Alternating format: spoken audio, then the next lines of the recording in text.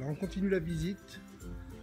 L'étape 3, alors ressortie de la petite terrasse qui se trouve ici, sortie de la cuisine de la maison, hop, un superbe formium. Alors celui-ci il est planté vraiment en plein milieu. C'est vrai que j'avais fait des réserves quand on a fait la dalle autour de la piscine. Et là on voit qu'il est bien installé. Là je sais pas, il doit faire allez, 2,50 m de...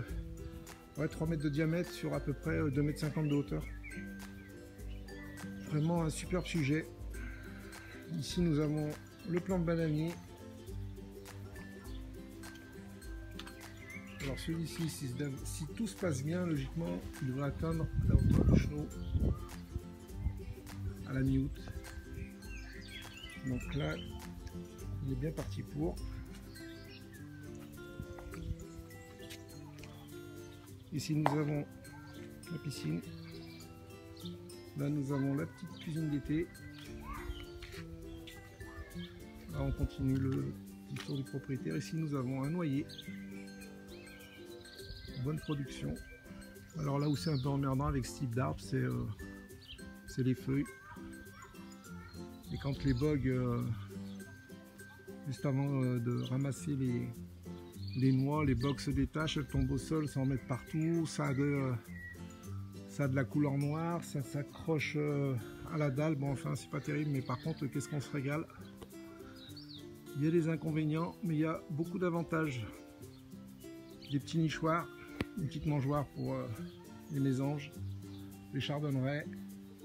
Qu'est-ce qu'on a d'autre? Des moineaux bien sûr en pagaille, des tourterelles de Turquie. Les mésanges, on a des charbonnières, les mésanges bleus également, des verdiers, des pinsons des arbres, et j'en oublie. Là vous avez le petit nichoir pour la mésange bleue, donc petit trou. Pas que le trou soit trop important parce que sinon on donne la place à la mésange charbonnière qui est un petit peu plus grosse. Ici nous avons un biboule. Là nous avons mon compost. Alors pour un jardinier, c'est une obligation d'avoir un compost. Ainsi, là nous avons la haie. Ici nous avons un sapin Norman.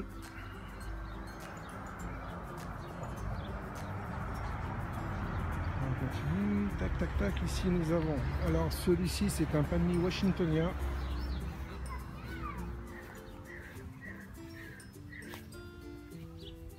Des Trachycarpus. Alors celui-ci ce sont les Wagneranius. Ici nous avons un Miscanthus variegata. Juste derrière nous avons un laurier, laurier, je sais plus quoi, que j'ai conduit en boule. Là d'ailleurs il faut que je le taille.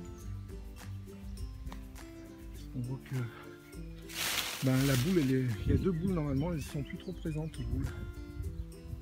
Là, on a eu un départ de végétation, il va falloir leur redonner une forme. Là on a un olivier d'une 50aine d'années, un petit peu moins joli que l'autre. Ici nous avons des Miscanthus, alors ceux-ci c'est les Ebrunus. On en avons un autre derrière. Là nous avons Equisetum japonica, qu'on appelle également prêle. Donc celle-ci elle a été canalisée dans un seau pour éviter que ça prenne trop d'ampleur, parce que c'est une essence qui est assez invasive. Si vous la laissez pousser comme ça, vous allez en avoir partout dans le jardin. Ici il se trouve jasmin étoilé, faux jasmin étoilé. Alors là on est vraiment en pleine période de pleine floraison. Les senteurs sont exceptionnelles, envoûtantes, subtiles, en fin de journée surtout, essentiellement. Là qu'est-ce qu'on a là? On va voir. Là superbe. Là c'est vraiment le moment d'en profiter. Alors ici nous avons une graminée, j'ai plus le nom en tête. Là nous avons un autre cycas Volta. Là nous avons un Equisetum issu de bouturage. Enfin bouturage. J'explique dans une de mes vidéos comment je procède pour multiplier ce type de végétal. Ici nous avons le jasmin, le vrai jasmin officinal. Donc la floraison, je pense qu'elle va intervenir juste après le faux jasmin. Donc encore de la patience. J'ai pas le nom de cette gramminée, mais moi ça me reviendra. Ici nous avons un laurier rose, Nerium oleander. Donc celui-ci c'est le vrai. Tac, super floraison. Là ça commence. On est vraiment parti d'un petit plan et là on voit que ça commence à être super beau. Ici nous avons un Yucca. Alors celui-ci c'est le Rigida. Yucca Rigida, différence avec le Rostrata. Alors les épines beaucoup plus, les feuilles beaucoup plus piquantes, beaucoup plus larges, beaucoup plus. Faut pas s'y frotter quoi. Qui s'y frotte, s'y pique vraiment là. Contrairement au Rostrata, vous passez à côté, elles sont relativement souples, vous risquez pas grand chose.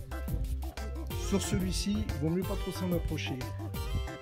Ici nous avons un autre Lila Lezane. Là on continue en bout de terrasse, un cyprès totem. J'adore. Là nous avons un dahlia que j'ai mis en pot.